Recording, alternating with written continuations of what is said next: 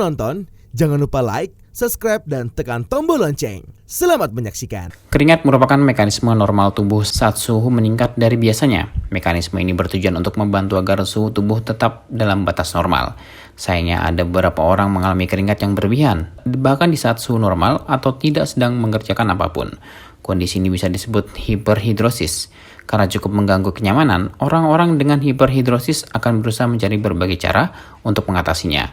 Misalnya lebih sering mandi, menggunakan pakaian yang adem, hingga tindakan medis tertentu. Namun ada cara lain yang terbilang mudah dan efektif, yakni menggunakan antiperspiran. Setiap orang tentunya mengalami kondisi tubuh yang berkeringat. Meski begitu, ada sebagian orang memiliki kondisi keringat berlebih atau hiperhidrosis.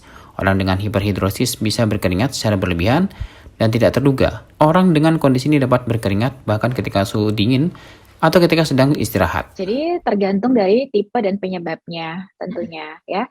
Untuk yang tipe primer di mana kita tidak temukan adanya masalah penyakit penyerta lainnya, kita ada beberapa pilihan pengobatan dari yang paling simpel yaitu penggunaan antiperspiran misalnya, atau bahan yang mengandung aluminium chloride, hingga pengobatan yang bersifat pembedahan, ya.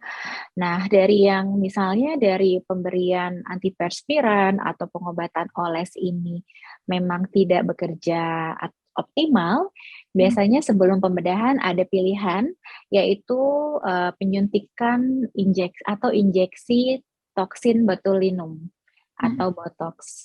Jadi botox ini kemudian disuntikkan di area-area tertentu yang mengalami keringat berlebih, misalnya di area ketiak. Nah, penyuntikan ini biasanya fungsinya adalah untuk memang mengurangi aktivitas kelenjar ekrin di kulit untuk mengurangi aktivitasnya.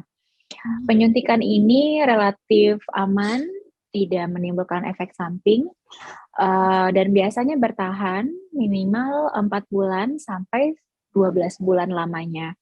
Tentunya perlu pengulangan bila efeknya sudah dirasakan kembali gitu ya. Artinya efek mudah berkeringat atau keringat berlebihnya mulai dirasakan kembali gitu. Ada juga terapi dengan alat ya, atau yang dinamakan elektromagnetik energi termolisis. Nah, ini tentunya menggunakan panas elektromagnetik, kemudian yang sifatnya lebih tahan lama dibandingkan dengan penyuntikan toksin botulinum ini, gitu. Nah, memang bila keadaannya sangat berat dan tidak respon baik dengan pengobatan oles, antiperspiran, kemudian botox tadi, dan sampai elektromagnetik, tentunya ada pembedahan atau surgery. Seperti itu. Nah, itu untuk yang primer. Kalau untuk yang sekunder, tentu ini akan membantu fungsinya sama-sama untuk mengurangi ya, Mbak Cynthia, mengurangi produksi keringat itu sendiri.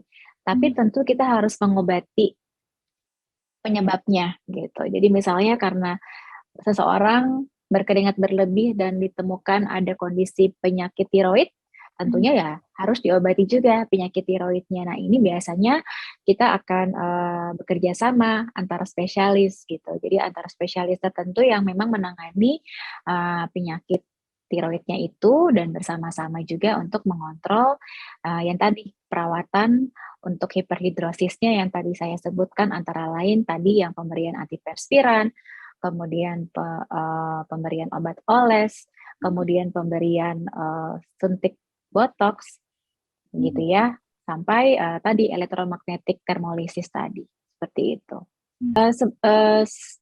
Sebenarnya gini ya, memang yang tadi saya katakan bahwa bila sudah mengganggu aktivitas sih, karena memang betul sekali, karena keringat berlebih ini nggak terlihat orang langsung, beda dengan kondisi masalah kulit, misalnya jerawat gitu ya. Nah, kalau jerawat pasti tampak dan sangat mengganggu penampilan karena terlihat langsung. Nah, ini kan kalau hiperhidrosis tidak ya, justru seseorang itu yang merasa nggak nyaman, mengganggu aktivitas, kepercayaan diri, sampai ganggu aktivitas sehari-hari gitu ya, menjadi minder. Nah itu secepatnya, jadi sebelum terjadi efek yang tidak diinginkan, apa sih sebenarnya dok, ada nggak sih bahayanya gitu kali ya Mbak Cynthia ya? Iya. Kan kalau misalnya jerawat kalau nggak diobatin, oh bisa jadi bekas, bisa jadi bopeng gitu kan. Nah, bisa sebenarnya efek, dari kenapa berlebihan harus diatasi. Apa? Nah, itu memicu karena kondisinya lembab kulitnya, tentunya memicu yang namanya pertumbuhan infeksi jamur, ya. Kemudian, nggak hanya jamur ya, bakteri, hingga yang dinamakan tadi bau tidak enak tadi ya, atau, bromhidrosis gitu. Bahkan kalau misalnya terjadi di, telapak-telapak keadaannya lembab itu disukai oleh virus, virus, kutil atau Verruca vulgaris. Kalau kita temukan kayak bintil-bintil di telapak-telapak dan ini juga menular ya. Nah itu, bisa gitu. Apalagi kalau misalnya kondisinya over moist, terlalu lembab, itu juga nggak baik ya. Artinya ya tadi mudah iritasi, mudah lembab, jadi adanya masalah kulit lainnya gitu. Jadi sebelum adanya efek-efek yang penyakit lainnya, tentunya harus diatasi. Jadi baiknya sih memang konsul dulu ya, sebelum kemudian menentukan kita diskusi dengan dokter. Dokter akan menggali banyak tentang dari kapan hiperhidrosis ini ya, area mana yang dirasakan berlebih dan apakah ada family history atau riwayat keluarga yang serupa seperti itu. Dan biasanya sih kita akan coba dulu tuh pemberian antiperspiran. Banyak kok sekarang dijual ya OTC antiperspiran. Dan biasanya kita akan tawarkan nih kalau misalnya sangat, biasanya wanita ya. Wanita kan nggak ingin tuh pakai baju kemudian jadi basah. Itu sering sih saya temukan di klinik, langsung disuntik botox, Mbak Cynthia. Antiperspiran mencegah keringat berlebih melalui kemampuannya untuk memblok pori-pori kulit, tempat keluarnya keringat sehingga tidak muncul bau badan. Bau badan terjadi karena keringat bercampur dengan bakteri. Dengan memblok pori-pori, produksi keringat akan berkurang di area tersebut. Tetapi tidak perlu khawatir karena keringat mempunyai cara untuk keluar dari pori-pori kulit melalui bagian tubuh yang lain. Tim Eljon Media melaporkan.